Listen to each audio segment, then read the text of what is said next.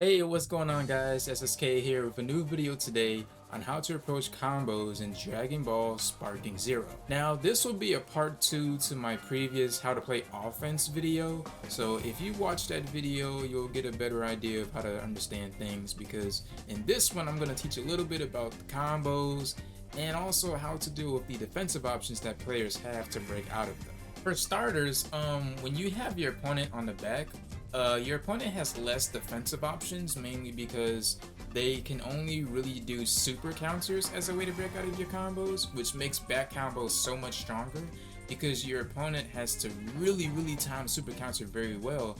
But let's be real here, not a lot of people are really good at doing that mechanic, so you can easily just go for basic combos, and you can probably do something like that and they might not ever super counter it because it's very difficult for them to do so.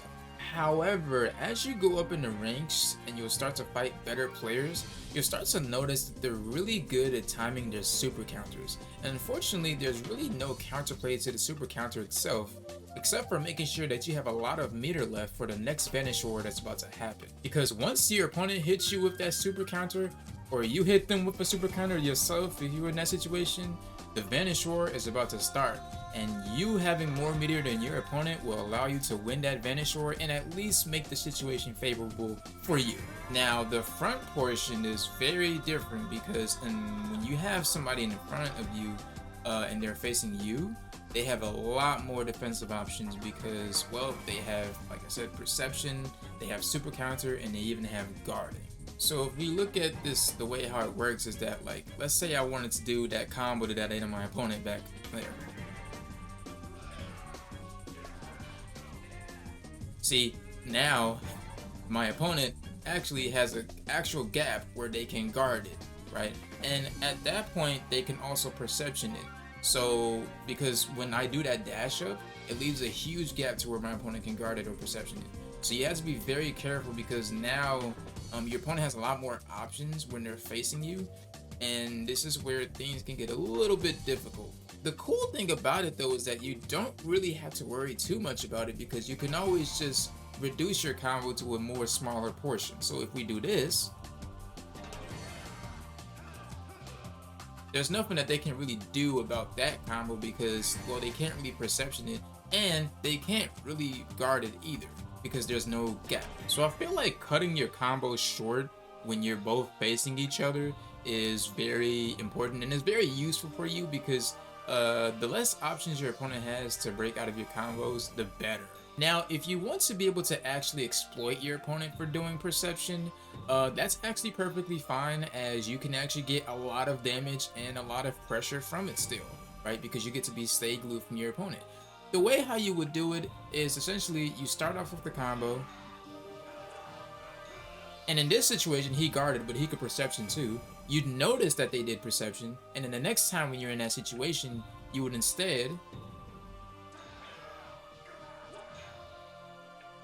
go for Ki Blast. Now, there's several ways to kind of cancel out of pressure to take advantage of people doing perception. You could kind of just stop there and then do Ki Blast, or you could kind of backdash out of it and then do Ki Blast. So there's a couple of ways you can kind of cancel into those situations, and you can pick which one is favorable for you. But just remember that just like I explained in the back, in the front, they can also do super counters. And while there is no counterplay to super counters itself, remember, have a lot of meter left before you go for a combo so that you have a higher chance of winning the Vanish War. Now, a tiny note I would like to mention about super counters is that super counters are done by pressing up and the attack button at the same time, and you have to time it very right.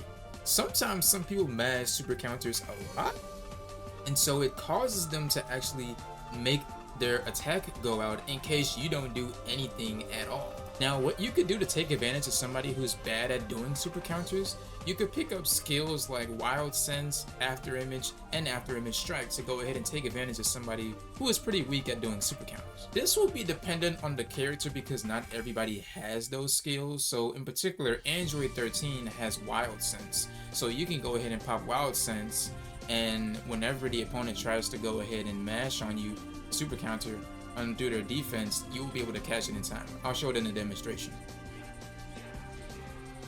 That right there is what you saw was Wild Sense, and Wild Sense essentially automatically dodges an attack that your opponent does and hits them from the back.